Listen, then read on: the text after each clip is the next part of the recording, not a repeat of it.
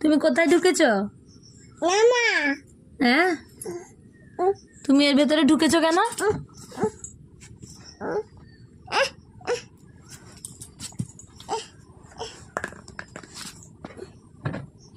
তুমি ওইখানে খেলা করবে কেন? ভালো লাগে এইখানে খেলা করতে?